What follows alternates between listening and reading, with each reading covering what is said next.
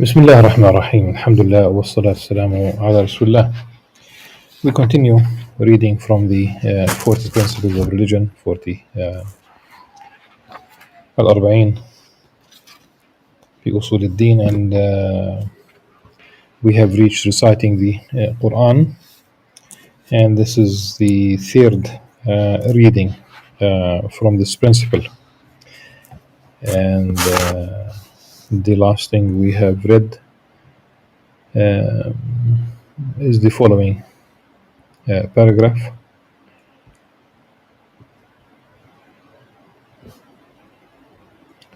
The third of the inner secrets is that in your contemplation you harvest the fruits of, here in English it says realization, really it's knowledge from its branches, and pick them from their proper places. Do not seek poison. We said that it's a wrong translation, really it's the antidote to poison. The taryaq is the medicine. From where you seek jewels, nor jewels from where you seek out scent and aloes. This is again a bit problematic. Each fruit has its branch and each jewel has its mine. Undermining this will be easy for you if you know the 10 categories into which we have divided the Quran, which are 10 mines. It's not mines, really, it's ma'adan. And I explained that it is not minerals per se, because the ma'dan is that which stays in the inside the earth for a long time. And the issue is here we talk about metaphorical language. So a character, to say that a specific character about a human being, it has to be there for a long time to say that it's ma'dan. الناس معادن, معدن الإنسان, the essence, but it has to be there for a long time. At any rate, so we will try to read about these 10 attributes, if you will, 10 states, 10 categories, whatever in the Quran relates to Allah subhanahu wa ta'ala, His attributes and His actions, acquire through it knowledge of His majesty and magnificence.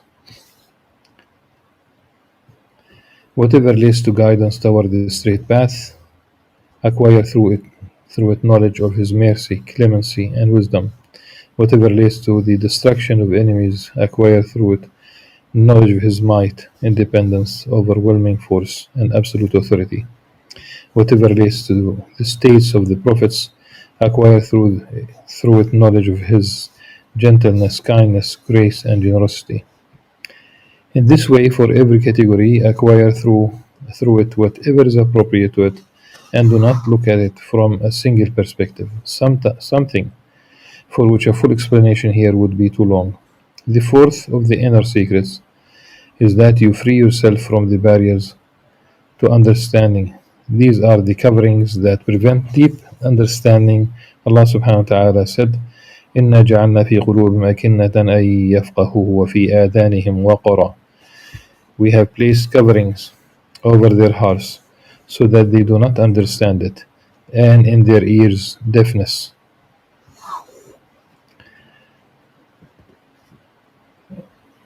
Allah's Messenger ﷺ said, if it were not for the demons hovering over the hearts of the children of Adam, they would gaze upon the spiritual realms of heaven.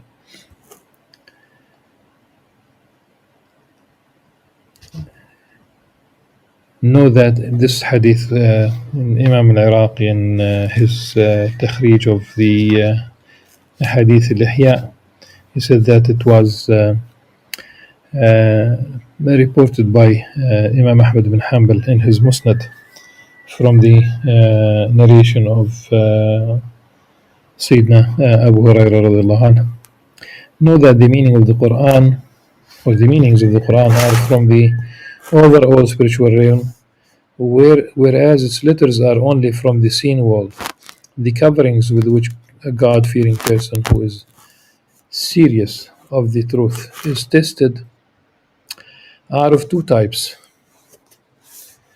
either something of the veil of doubt and denial, with which a person of weak faith is tested, or something of the veil of desires, which drown the heart with which a person absorbed in the world is tested.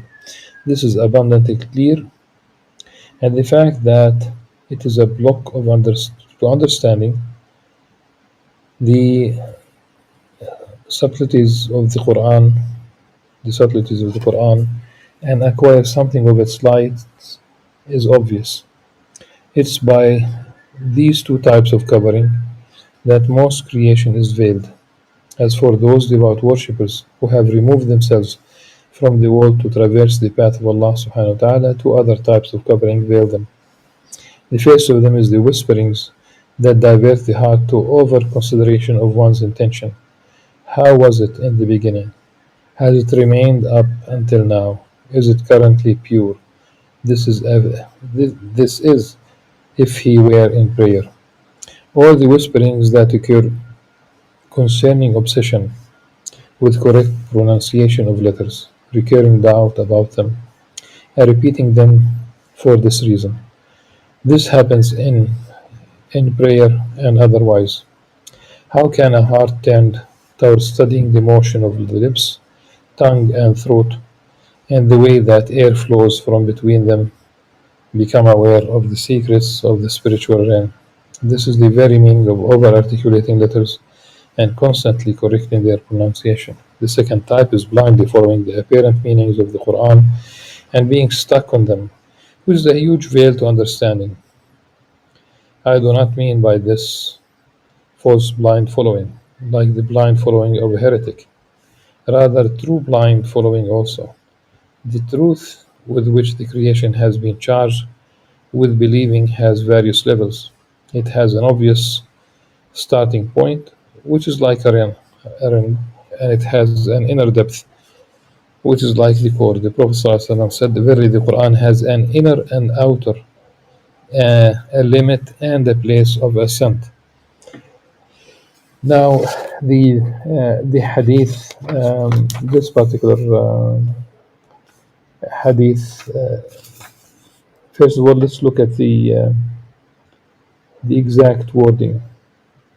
إن القرآن ظهرا وبطنا وحدا ومطلعا.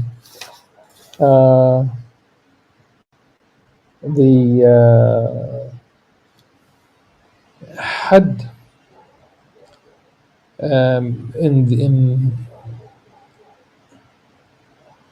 in Islamic literature and in logic, in literature about logic, the had is the definition really. So that would probably rather than a limit, that will be wrong to say that it has a limit. Really, the Quran has an inner and outer. A limit?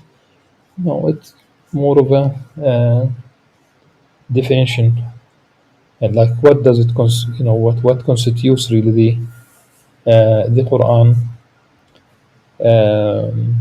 and a place of ascent? Okay. Now definitely there are different layers, let's say, of understanding. That's for sure. Now the authentication, or basically the whether this is a hadith, most probably not. There isn't a chain of narrator that is not problematic, but it has been attributed to Al-Hasan al-Basri, and rather إن للقرآن لكل آية ظهرا وبطنا وحدا ومطلعا, but so it has been narrated, attributed to Al-Hasan al-Basri موقوفا ومرسلا. That's as far as one can mention. the authentication. But in anyone who really deals with the tafsir of the Quran, anyone who knows the Quran, anyone who knows Arabic really, would know that there are different layers. Someone who is stuck on the apparent, who thinks that there is no higher level behind it that he can elevate to, how is it conceivable that its secrets will be revealed to him? For example, the creation has been charged with believing that Allah subhanahu wa ta'ala will be seen. Talk about beatific vision, and Imam Al-Ghazali explains further, for however, vision has an obvious sense and a secret one. Whoever believes that the vision of Allah subhanahu wa ta'ala is related to the vision that human beings now in this world or basically is related to the vision that human beings know in this world, how is it conceivable that he would be aware of the secret of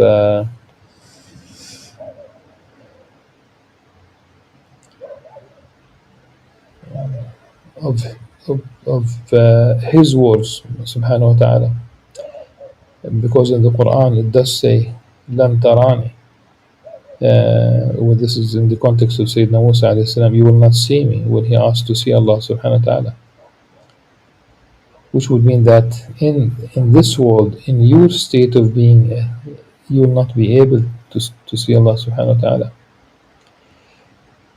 How will he understand that this is precluded in this world life with these eyes that are dependent on perceiving directions and locations?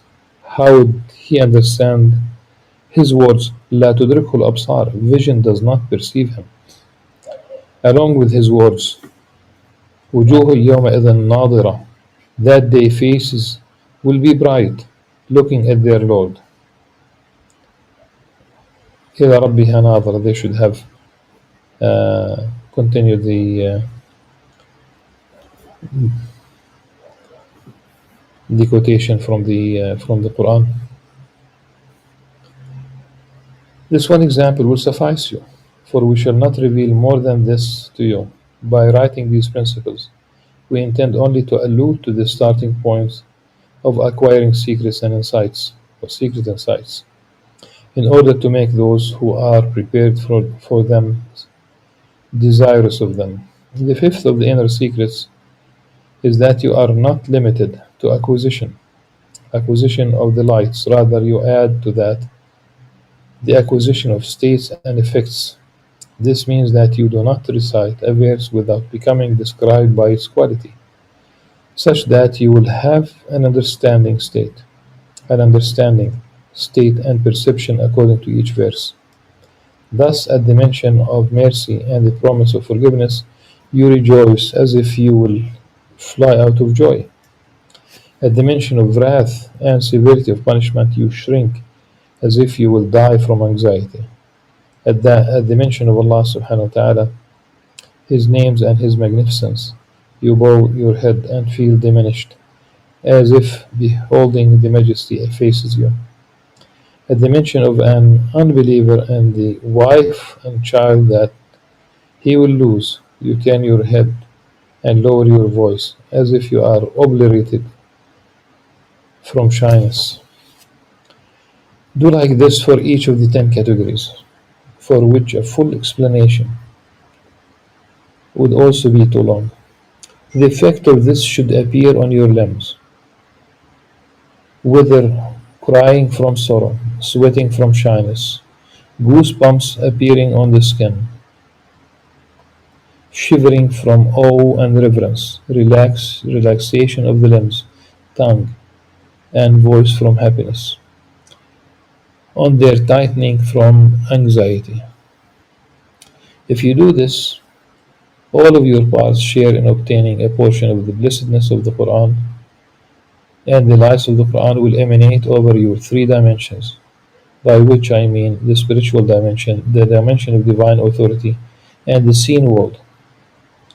Know that you are composed of these 3 dimensions, and that a part of each one is within you. Know that unadulterated lights of realization of knowledge emanate from the spiritual realm. It is the heart that causes them to emanate, because it is also from the spiritual realm. As for the effects of fear, dread, happiness, awe, and the remaining states, they descend from the dimension of divine authority. It is the chest, which is from the dimension of divine authority, that causes them to descend. This is another dimension of yours. We have labeled it the chest, just as we have labeled the face as the heart, because the dimension of divine authority is between the spiritual realm and the seen world, just like the chest is between the heart and the limbs. As for crying, groaning, goosebumps, and shivering, they descend from the seen world, and it is the limbs that cause them to descend, because they are from the seen world.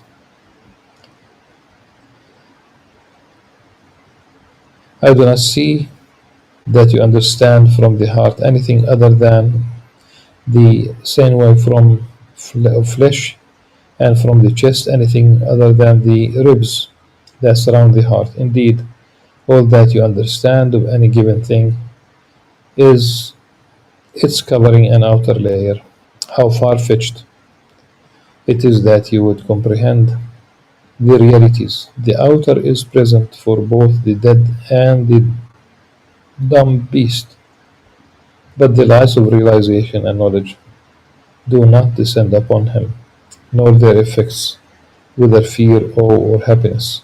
So if you want to inhale something from the aroma of these secrets, and I do not see that you want to, and this is really uh, an amazing comment by Imam Al-Ghazali, that he does not really, uh, he sees that people are not really serious uh, about this. وما أراك تريد وما أراك تريد, because it's not, you have to strive. So if you want to inhale something from the aroma of these secrets, and I do not see that you want to, yet Satan has tied your neck with the ropes of desires, then you must take it upon yourself to read the chapter on divine oneness. It says here divine unity.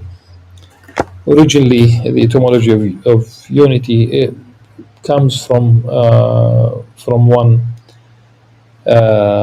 but since we speak as a construct in general, it does not fit the Islamic position, and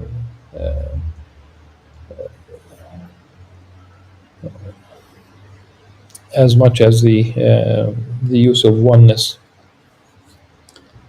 to refer to Tawheed, because unity uh, might presuppose multiple units, multiple parties, multiple, so divine unity for the three persons, as in Christian theology. So we talk about Tawheed from the first part of the book of Reliance, from the revival of the Islamic sciences, religious sciences. Know that the Quran is like the sun. The emanation of the secrets of realization from it over the heart is like the emanation of the light of the sun over the earth. The spreading of the effects of fear, dread, awe, and the remaining states from it over the chest is like the spreading of the sun's heat into the earth as a consequence of its radiating light. Indeed, fear is an effect of the light of realization, and only the knowledgeable among his slaves truly fear Allah subhanahu wa ta'ala. The effects of fear and the remaining states bring forth movement and change. Whether crying, sweating, goosebumps, this is like the motion of the earth's parts caused by the rising steam, and gas when the temperature increases. Motion is thus a, is, Motion is thus a consequence of heat, and heat is a consequence of light, and light is a consequence of the earth facing the sun. This text in Arabic, he says كحركة أجزاء الأرض بتصاعد الأبخرة والأدخنة منها بتصعيد حرارة الشمس. فالحركة تبع الحرارة، والحرارة تبع النور، والنور تبع وقوع المحاذاة بين الأرض والشمس. I wonder whether Imam Al-Ghazali is speaking about the Earth's movement, but he speaks about the parts, which is still, he reflects basically the state of understanding during his time.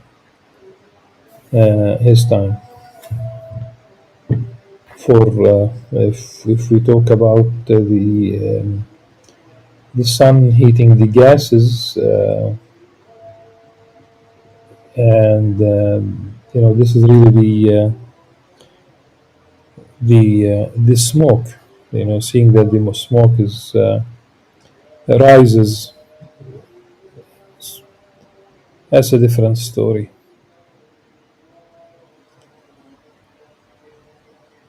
In English, it says steam and gas. Okay, I think what Imam Ghazali, when he spoke about أدخنة, أبخرة وأدخنة, he was in the plural. I think he was referring to smoke, because that's exactly what's visible at the time. But again, it's not really, it's not a 100% scientific interpretation of the phenomenon of movement, let's say. Persevere in turning your heart in the direction of the sun of the Quran, and seek illumination from its lights in that way. If you are unable to do so, then, as it is narrated of Musa alayhi salam, heed the call from the right side of the mountain. من جانب الطور الأيمن. If you find a fire, capture a flame from it and light a lamp. The language takes لعلي أتيكم منها بقبس. So that much is really Quranic. But that's exactly what Sayyidina Musa alayhi salam thought he would do. Apparently not, of course.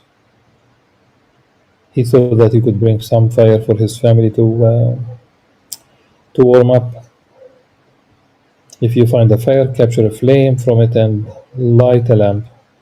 If your oil nearly illumines,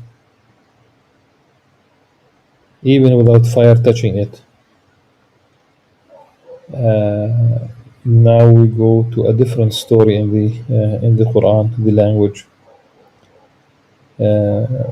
يكاد زيته يضيء ولو لم تمسسه نار. He's referring to this. You will find guidance at the fire, and for you, as much as Sayyidina Musa alayhi salam, this is not about you become a prophet or a messenger, but think about it. This is what Imam Ghazali is saying. You will find guidance at the fire, and for you it stands in the sun's place, emanating radiance and light.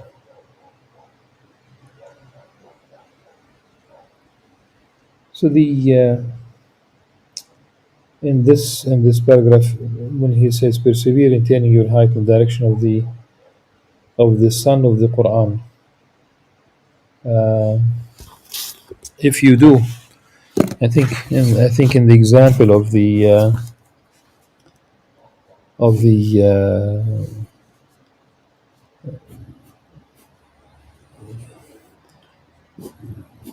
satellites, the what we call receptors, the popularly known as the dish you direct it in a specific direction to have the optimal signal. And it seems that this is exactly the same in this case.